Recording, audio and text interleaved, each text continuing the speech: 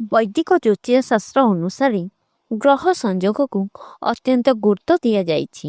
ଜ୍ୟୋତିଷ ଗଣନା ଅନୁସାରେ ଏପ୍ରିଲ 3, 2026ରେ ବୁଧ ଏବଂ ବୃହସ୍ପତି ପରସ୍ପରଠାରୁ 120 ଡିଗ୍ରୀକୁ ଦୂରତାରେ ଅବସ୍ଥିତ ହେବେ।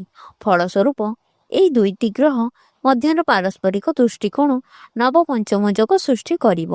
ଜ୍ୟୋତିଷ ଶାସ୍ତ୍ରରେ ନବପଞ୍ଚମ ଯୋଗ ଧନ, ଜ୍ଞାନ ଏବଂ ଭାଗ୍ୟର ବୃଦ୍ଧି କରିଥାଏ ବୋଲି ବିଶ୍ୱାସ କରାଯାଏ। ତେବେ ଏଥର ଏହି ଯୋଗ 5ଟି ରାଶି ଉପରେ ଖୁବ୍ ଭଲ ପ୍ରଭାବ ପକାଇବ। ଆସନ୍ତୁ ଜାଣିବା ସେହିସବୁ ରାଶି ବିଷୟରେ। ପ୍ରଥମ ରାଶି ମେଷ ରାଶି। ମେଷ ରାଶିରେ ଜନ୍ମିତ ବ୍ୟକ୍ତିମାନଙ୍କ ପାଇଁ ଏହି ଯୋଗ ସେମାନଙ୍କ ବୃତ୍ତିଗତ ଜୀବନରେ ନୂତନ ଉଚ୍ଚତା ଆଣିବ। ଯଦି ଆପଣ ଦୀର୍ଘ ସମୟ ଧରି ପଦୋନ୍ନତି କିମ୍ବା ନୂତନ ଚାକିରି ଖୋଜୁଛନ୍ତି, ତେବେ ଏପ୍ରିଲ 3 ପରେ ଆପଣଙ୍କ ଇଚ୍ଛା ପୂରଣ ହୋଇପାରେ। ବ୍ୟବସାୟିକ ଉଦ୍ୟମରେ ନିବେଶ କରିବା ପାଇଁ ଏହି ସମୟ ଉପଯୁକ୍ତ। ପରବର୍ତ୍ତୀ ରାଶି ମିଥୁନ ରାଶି। ବୁଧ ହେଉଛି ମିଥୁନ ରାଶିର ଶାସକ ଗ୍ରହ, ତେଣୁ ଆପଣ ଏହି ଯୋଗକୁ ସିଧାସଳଖ ଲାଭ ପାଇବାକୁ ଯୋଗ୍ୟ।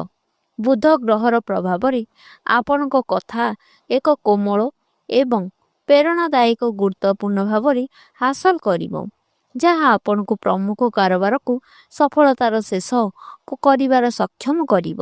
ପ୍ରେତୁକ ସମ୍ପତ୍ତି ସମ୍ପର୍କରେ ବିବାଦର ସମାଧାନ ହୋଇପାରେ ଏବଂ ଧନର ପ୍ରଭାବ ହେବ। ପରବର୍ତ୍ତୀ ରାଶି ସିଂହ ରାଶି। ବୃହସ୍ପତି ଏବଂ ବୁଧଙ୍କ କୃପା ଦ୍ୱାରା ସମାଜରେ ଆପଣଙ୍କ ପ୍ରଭାବ ଏବଂ ପ୍ରଚେଷ୍ଟା ବୃଦ୍ଧି ପାଇବ। ଶିକ୍ଷାଗତ କିମ୍ବା ପ୍ରତିଯୋଗିତାମୂଳକ ପରୀକ୍ଷାରେ ନିୟୋଜିତ ଛାତ୍ରମାନଙ୍କ ପାଇଁ ଏହି ସମୟ ଏକ ସୁବର୍ଣ୍ଣ ଯୋଗ ପ୍ରମାଣିତ ହୋଇପାରେ। ଏହି ସମୟ ମଧ୍ୟରେ ଆପଣଙ୍କ ସୃଜନଶୀଳତା ଶୀର୍ଷାୟନ କରିବ, ଯାହା ଆପଣଙ୍କୁ ବିଶେଷ ସ୍ୱୀକୃତି ପ୍ରଦାନ କରିବାର ସମ୍ଭାବନା ରହିଛି। ଆପଣଙ୍କ ଆର୍ଥିକ ସ୍ଥିତି ପୂର୍ବ ତୁଳନାରେ ଯଥେଷ୍ଟ ଉନ୍ନତି ହେବ। ପରବର୍ତ୍ତୀ ରାଶି ତୁଳା ରାଶି।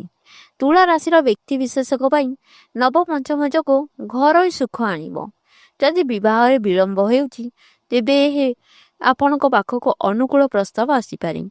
ଘରେ ଶୁଭ କାର୍ଯ୍ୟ ଏବଂ ଉତ୍ସବ ହେବାର ସମ୍ଭାବନା ଅଛି ଏବଂ ଅତୀତର ନିବେଶରୁ ଯଥେଷ୍ଟ ଲାଭ ଆଶା କରାଯାଉଛି। ଆପଣଙ୍କ ବ୍ୟବସାୟ ବିସ୍ତାର ହେବାକୁ ଯାଉଛି ଏବଂ କ୍ୟାରିୟରରେ ଉନ୍ନତି ଦୃଢ଼ ସୂଚନା ମିଳୁଛି। ପରବର୍ତ୍ତୀ ରାଶି ଧନୁ ରାଶି। ବୃହସ୍ପତି ନିଜେ ଧନୁ ରାଶିର ଶାସକ ଗ୍ରହ।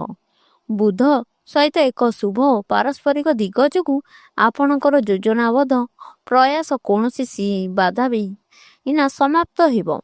ଦୂରଯାତ୍ରା ଲାଭଦାୟକ ହେବ ଏବଂ ଧାର୍ମିକ ବା ଆଧ୍ୟାତ୍ମିକ କାର୍ଯ୍ୟକଳାପ ପ୍ରତି ଆପଣଙ୍କ ଆଗ୍ରହ ବୃଦ୍ଧି ପାଇବ। ଚାକିରି କରିଥିବା ବ୍ୟକ୍ତିମାନେ ଏହି ସମୟ ମଧ୍ୟରେ ଭଲ ଖବର ପାଇପାରନ୍ତି। ଏହା ବ୍ୟତୀତ ଆପଣଙ୍କ ବୈବାହିକ ଜୀବନ, ବିଶେଷ କରି ଆପଣଙ୍କ ଜୀବନସାଥୀଙ୍କ ସହିତ ସମ୍ପର୍କ ସୁଦୃଢ଼ ହେବ।